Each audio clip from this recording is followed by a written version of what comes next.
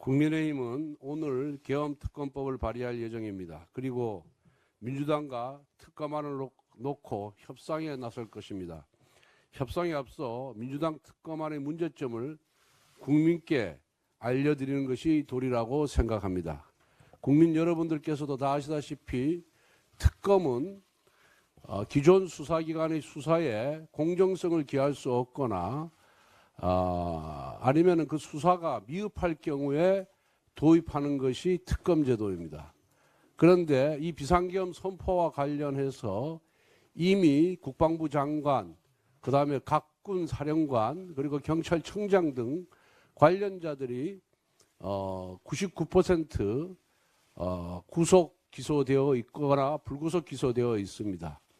또 대통령에 대한 수사도 이미 공수처에서 체포를 해서 언론 보도에 따르면은 오늘이나 내일 구속영장을 청구할 계획이라고 합니다. 그렇게 될 경우에 비상계엄 선포와 관련된 관련자들에 대한 수사는 대부분 완료가 됩니다. 그럼에도 불구하고 그렇기 때문에 사실상 특검을 도입할 이유가 전혀 없습니다. 민주당이 발의한 특검을 도입할 경우 예산만 한 300억 원 가량이 사용됩니다.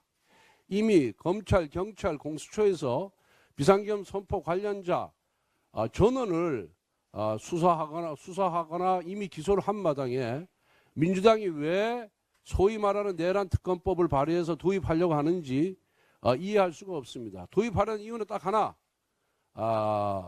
이 사건을 계속해서 끌고 가서 자신들에게 유리한 정치 지형을 만들겠다는 그런 당리당략적인 이유 하나밖에 없습니다. 이미 관련자들이 다 수사가 끝났는데 특검을 더해서 뭘 더 수사하겠다는 겁니까? 그래서 사실상 특검은 필요가 없습니다. 하지만 민주당이 그런 위헌적이고 불법적이고 독소조항이 가득한 특검 법안을 발의해서 그 절대 다수당의 위력을 이용해서 통과시키겠다고 하기 때문에 우리는 최악을 피하기 위해서 어쩔 수 없이 차악을 선택해서 자체 특검안을 마련한 것입니다. 민주당 지금이라도 모든 계엄 선포와 관련된 모든 관련자들에 대한 수사가 이미 다 종료됐거나 종료될 예정이기 때문에 이 특검법을 철회하는 것이 맞습니다.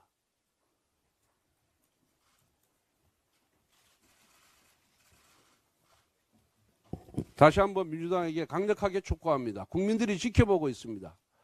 이 특검 자체가 무용합니다. 아무 쓸모가 없습니다. 그래서 이 특검 법안 자체를 철회하기를 바랍니다.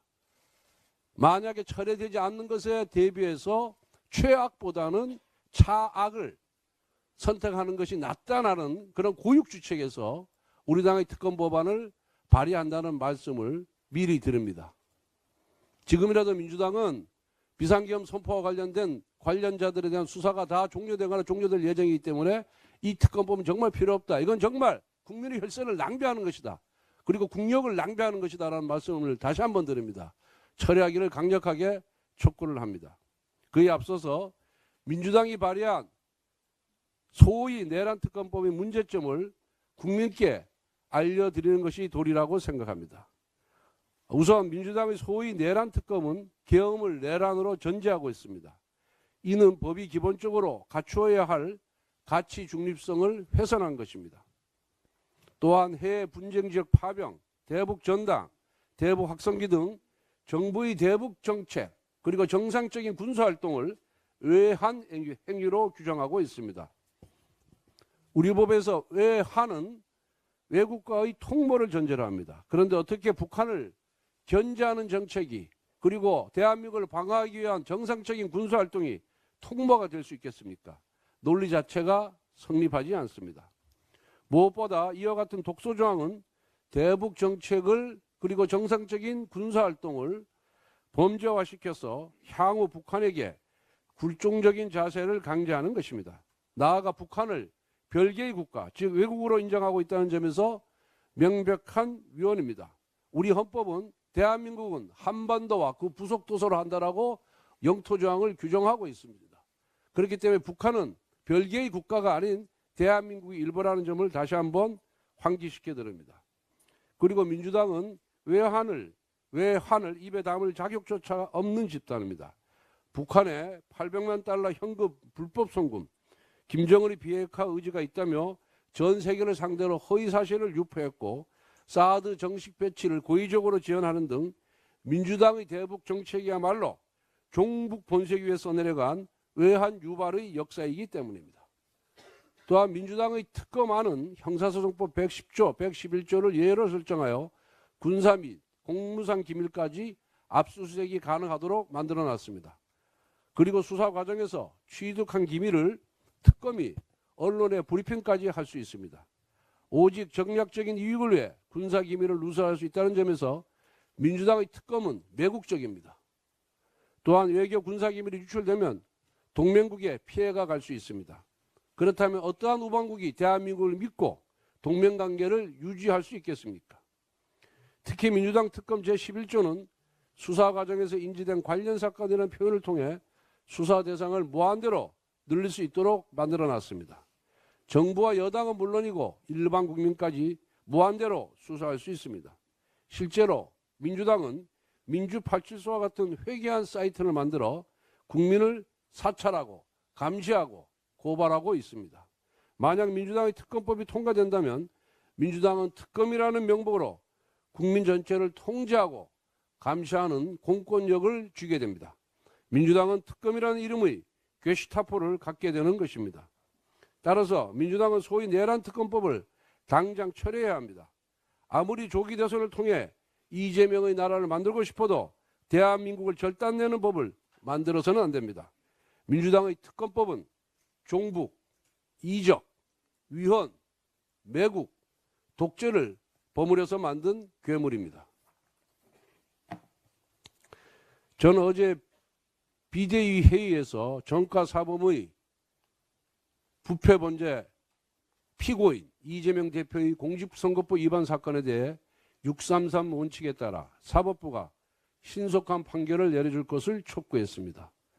그런데 사법부가 조속한 판결을 내려야 할 이재명 대표의 재판은 공직선거법 위반뿐만 아니라 수두룩합니다. 먼저 배우자 김혜경 씨의 공직선거법 위반 사건은 지난해 11월 24일 1심 유죄 판결이 나왔습니다.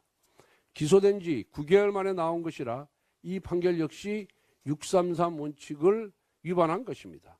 또 올해 2월 14일까지 2심 판결이 나오고 5월 14일까지 최종 판결이 나와야 합니다. 이재명에 대한 위중교사죄 2심 판결도 빨리 나와야 합니다.